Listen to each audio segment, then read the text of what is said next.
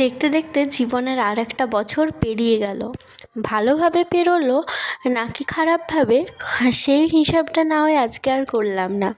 হে everyone, কেমন আছো তোমরা? আশা করি সবাই খুব ভালো আছো। আজকে আমি ভ্লগটা শেয়ার করছি। সেদিন ছিল 13ই ডিসেম্বর আর বাংলার 27শে অঘ্রাণ। সেদিন ছিল আমার জন্মদিন। এই বছর আমার জন্মদিনটা 13ই ডিসেম্বর পড়েছে, বাট অন্য বছর 14ই ডিসেম্বর পড়ে। আর আমরা সব সময় বাংলা ডেটটাই কিন্তু ধরি। ঘুম থেকে উঠে দেখি ভাই চলে এসেছে আমাকে ওঠানোর জন্য। ঘুম থেকে উঠতে হয়ে গেছিলো প্রায় 10টা। তারপর মুখ টুক ধুয়ে দেখি মা জলখাবার তৈরি করে দিয়েছে, ঘুগনি, লুচি, সেই সাথে মিষ্টি দিয়ে। দেখি বাবারও বাজার করা হয়ে গেছে। আর আজকে আমার ফেভারিট সবজি এসেছিলো বাঁধাকপি। আমি কিন্তু কোনো সবজিই খেতে পছন্দ করি না, শুধুমাত্র বাঁধাকপিটা ছাড়া। আজকে আমার জীবনের 19 বছর কমপ্লিট হলো। আর এই 19 বছরে কিন্তু আমি অনেক কিছু শিখেছি, অনেক কিছু হারিয়েছি, আবার অনেক কিছু পেয়েছি।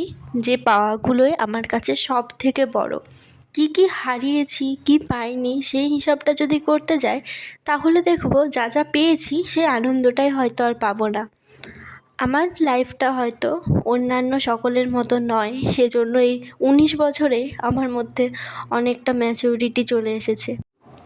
স্নান করার পর রেডি হয়ে চলে গেলাম মিও আমোরেতে বার্থডে কেক কেনার জন্য।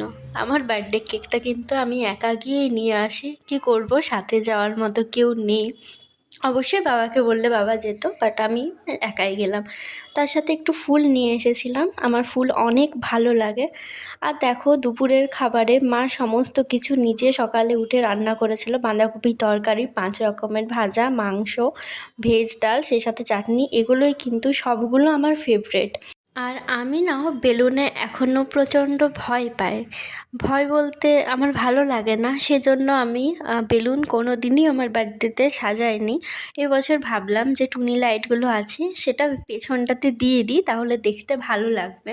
এই যে পেছনে টুনি লাইট লাগাতে, এটা কিন্তু আমার মা করে দিয়েছে। বাকি টেবিলটা ডেকোরেশন সমস্তটা আমি নিজেই করেছি, এখন মানে করছি।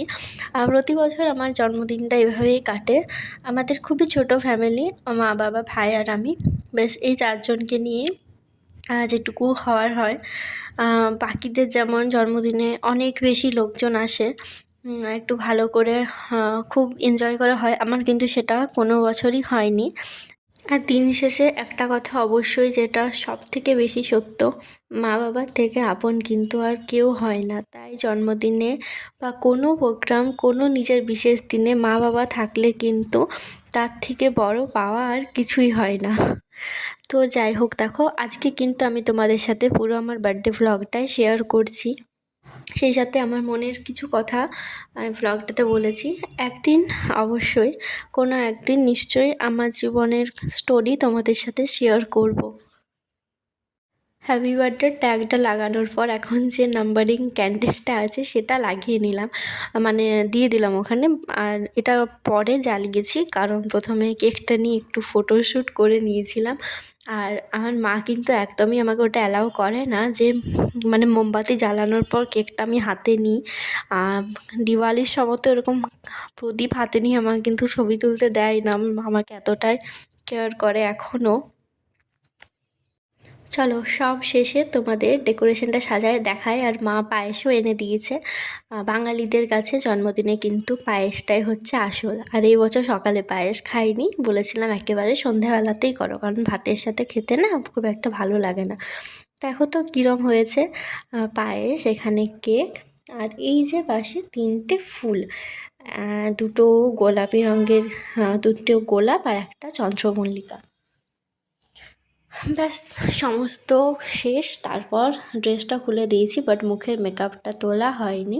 মুখের মেকআপটা তুলবো, তারপর আজকে আর কোনো ভ্লগ শ্যুট করি। ভিডিও শেষে কয়েকটা ফটো অ্যাড করে দিই, দেখে নাও ফটোগুলো কেমন লাগছে। আর মায়ের সাথে যে ফটোগুলো তুলেছিলাম ওটা দিইনি, কারণ আমার মা সেসব বেশি পছন্দ করে না, বাট আমি করলে সেটা কিছু বলে না, সেই জন্য। তো আজকের মতো ভিডিওটা এখানেই শেষ করছি।